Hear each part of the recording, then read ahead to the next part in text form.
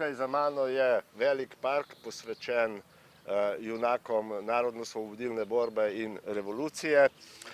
Z mano je Rubin Belčovski, on je kustos v tukajšnjem muzeju, velik ljubitelj pravzaprav in raziskovalec vseh spominskih obeležij. Tukaj dokumentiranih ima v Prilepu in okolici okrog 160, to dela torej iz ljubiteljstva. Napisal je tudi knjigo o prvem makedonskem predsedniku Čentu. Rubin, gdje se mi nalazimo? Šta ovo mjesto znači ovdje? Najprije hvala vam što ste me pozvali da učestvujem u vašu misiju, u vaši program, u vaš projekat. Ovdje nalazimo se kod jedan simbol, najveći simbol Prilepa, to je Park revolucije, koji simbolizuje učestvo Prilep u Narodno-oslobodilačkog rata. Ne samo učestvo, je već početak u Prilepu. Znate da je počeo rat 11. oktobra 1941. To je srce otpora ovdje. Jeste tako. Ovdje mjesni komitet Komunističke partije Jugoslavije za Prilepa je bio jedan od najdobro organizovanih. Tu su bili Kuzman Josilovski Pitu, Mirče Asev, Vera Aceva i mnogo drugih koji kroz brojke možemo da vidimo da je Prilep dao mnogo boraca, kao u ratu, tako i oni koji su ostali su radili na razvoj tadašnje Makedonije u sklopu Socijalističke federativne Republike Jugoslavije. Odavde je puno heroja, je li tako? Jeste, od ukupno 66 narodnih heroja u Makedoniji, od Prilep su 15 narodnih heroja, od kojih 10 su poginuli u Narodno-oslobodilačkog rata, a 5 su preživjeli. Ima i drugih jednih podataka koje govore za ogroman pridones Prilepa u Narodno-oslobodilačkog rata. U taj period Prilep je bio oko 25.000 žitelja. Ima podatak da 8 su direktno ili indirektno bili u ratu, pomagali ili u odrede ili druge vojne formacije, od kojih 2700 direktno sa puškom u ruci su bili u vojne formacije. Prilep je dao 650 žrtava u taj rat, a isto tako onaj drugi po značenje orden partizanska spomenica 1941. godine u Prilepu su dobili 154 boraca. To je jedna brojka koja što govori da Prilep je dao mnogo i zaradi toga 7. maja 1975. godine priključio se Ljubljani i Beogradu kao grad narodni heroj u Jugoslaviji. Znate, tada svaka jedna pokrajina i republika imali su po jedan grad narodni heroj.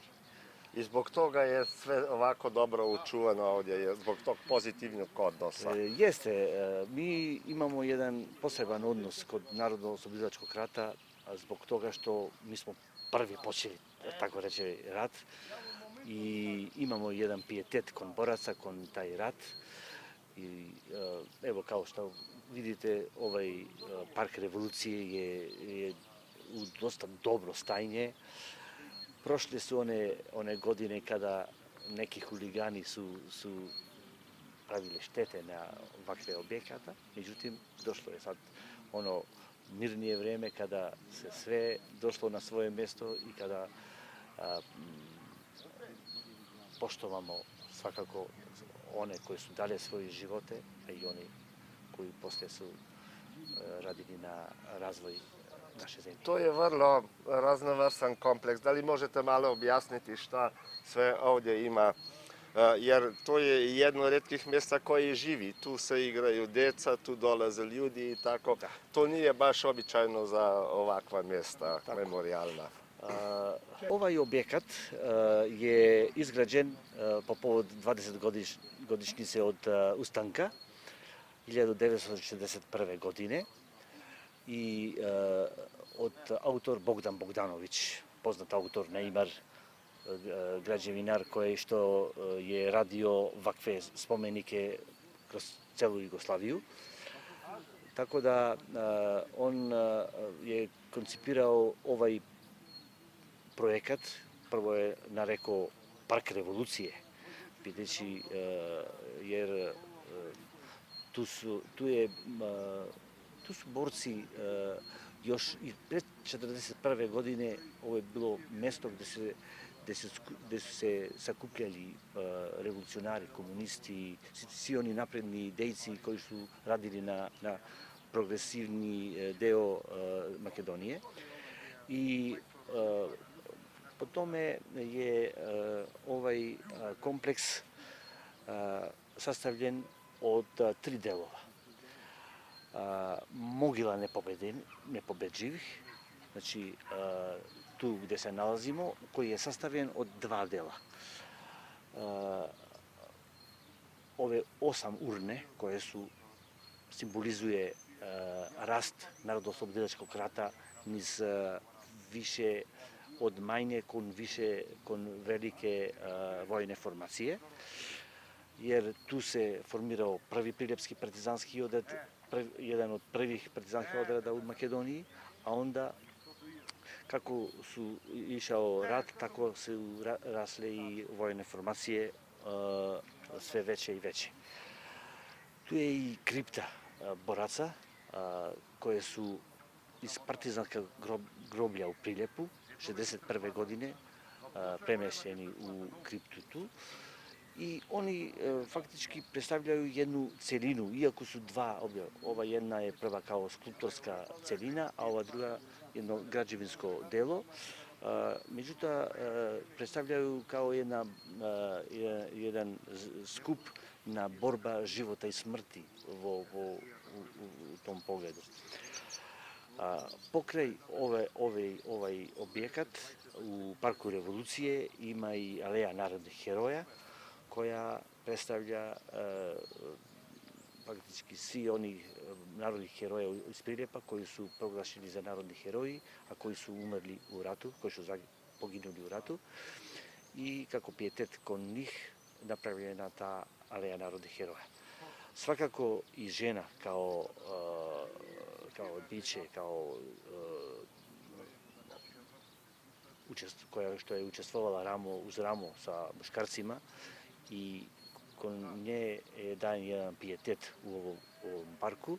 Ima spomenik Dragan Popovskog Dali, naš Priljepčanac skulptor, koji je i bio je profesor na Akademiji umetnosti u Skoplju. On je napravio to vajarsko delo koje simbolizuje i odaje počast ženama koji su dali isto tako svoj veliki pridonos u ratu i borbu protiv fašizma. Svakako u ovaj kompleks ima i dodatna drugih objekata koji u suštini svako može da nađe svoj kutak tu u parku.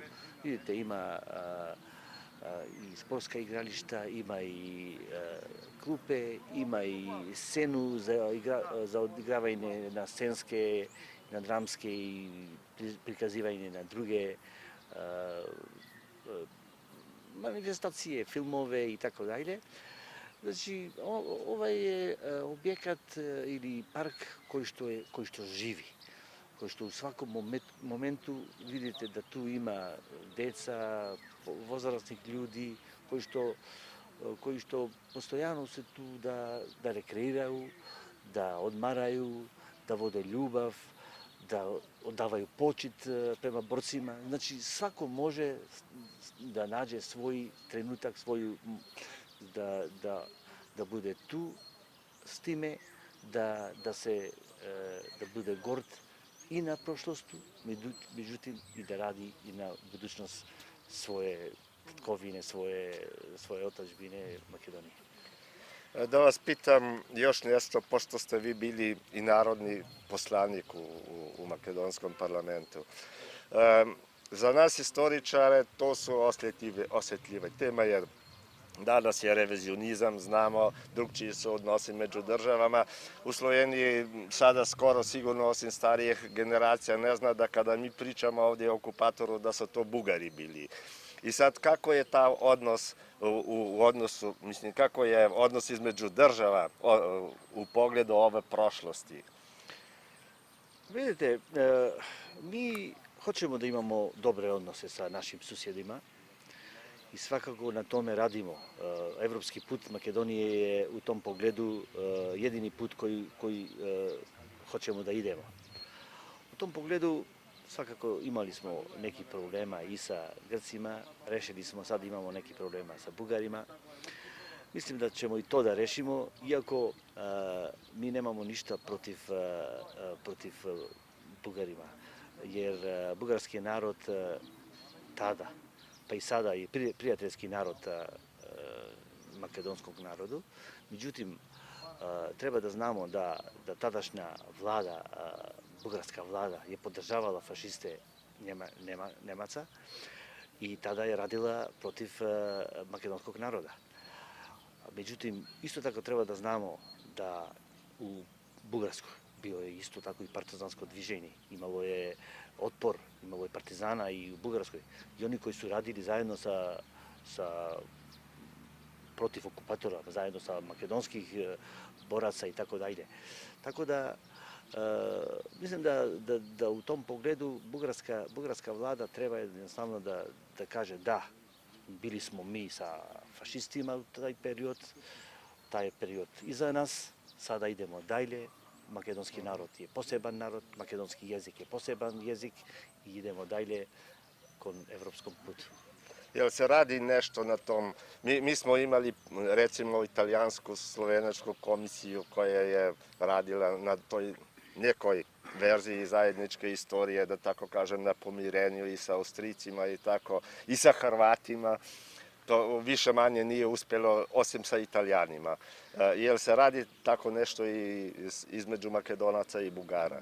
Da, ima formirano zajednička komisija za istorijska pitanja, koju su eminentni stručnjaci iz Makedonije i iz Bugarije rade na tu istoriju, predvsem na udžbenike, šta da sadrže.